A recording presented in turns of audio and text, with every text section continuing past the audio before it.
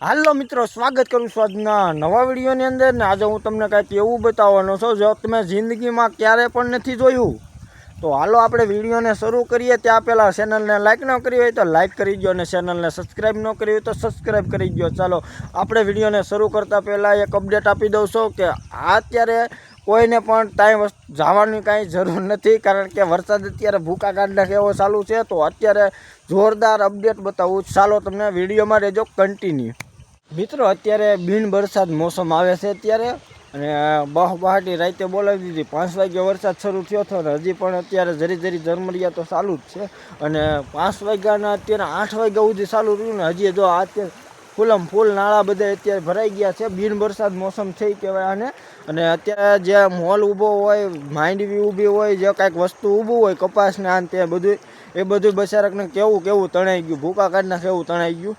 તો અત્યારના વરસાદમાં માણસો શું કરે એ જ અત્યારે જોવાની ખૂબી છે. અને અત્યારે મોલના તાલપત્રી કે ગમે કંઈ વસ્તુ ઢાંકો એમાં કાંઈ ફેર ન પડે, કારણ કે હેઠેલું પાણી ગળી જ જાય.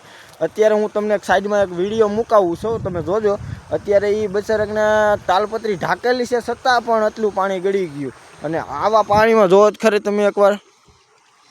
અત્યારે મિત્રો આ તમને એમ લાગતું છે કે નેરકું છે, પણ નેરકું નથી, આ એક કેળો છે. જે આપણે ટુ વ્હીલને એવું લઈને જતા હોય ને કે વાડીએ, એવી રીતે એક કેળો છે. એ કેળો અત્યારે કેળામાંથી બહુ બહાટી પાણી આવે છે. તો અત્યારે વિચારી લ્યો તમે કે કેવું નુકસાન થતું છે આ વસ્તુમાં. અને હજી તો જો મિત્રો આજ તો લગભગ આ 4થો દિવસ છે લગાતાર વરસાદ ચાલુ હતો જો અહીંયા.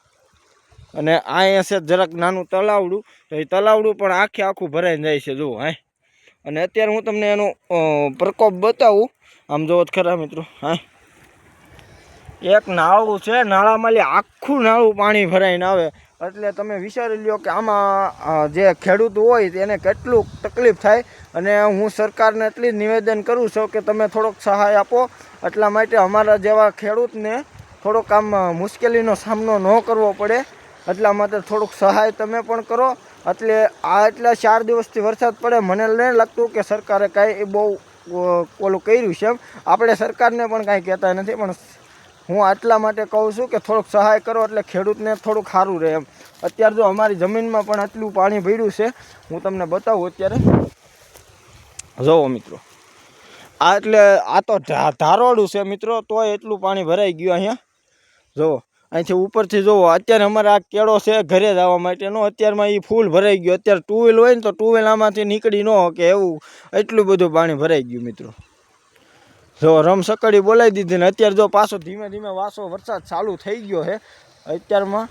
અને હાલે તારની હેઠે ઊભો છું હું, થોડોક આઘો ખસી જાઉં, નકર તાર કદાચને માથે પડશે ને તો હું વયો જાય.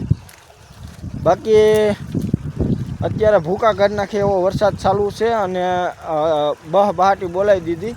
અત્યારે જો ખેતરોમાંથી પાણી એટલા આવે જુઓ. તો આમાં ખેડૂત મિત્રોને શું કરવું એ કંઈક થોડુંક કોમેન્ટ કરી નાખજો. જો આ વિડીયો તમે તમારા સુધી પહોંચતો હોય તો. બાકી અત્યારે તો બાકાજીકી કરી નાખી છે વરસાદે. અને 4 દિવસથી લગાતાર વરસાદ ચાલુ છે. જરાક પણ અડધો દિવસ લગભગ બંધ થયો હોય તો, બાકી લગાતાર ચાલુ છે. આવું નદી નકર ત્યાં સુધી ન જાય. અને ચોમાસામાં જેટલો વરસાદ ન પડ્યો ને એટલો વરસાદ અત્યારે આજનો પડ્યો છે, ભૂકા કાઢી નાખ્યા. અને હું અત્યારે નાળે એ જ જોવા આવ્યો હતો કે કેટલો વરસાદ પડ્યો હશે અને આમાં ખેડૂતને કેટલું નુકસાની થાય છે. વિડીયો ગમ્યો હોય ને મિત્રો તો લાઇક કરી દો, શેર કરી દો ને તમારા મિત્રો સાથે શેર કરી દો, કારણ કે એને પણ ખબર પડે કે આવું બીજે જગ્યામાં પણ આવી જ રીતે પ્રોબ્લેમ થાય છે. એટલે આ વિડીયોને શેર કરી દો મેક્સિમમ લોકોને. તો ચાલો મળીએ છીએ નવા એપિસોડ સાથે, નવા અપડેટ સાથે. ત્યાં સુધી જય માતાજી, બાય બાય બધાને.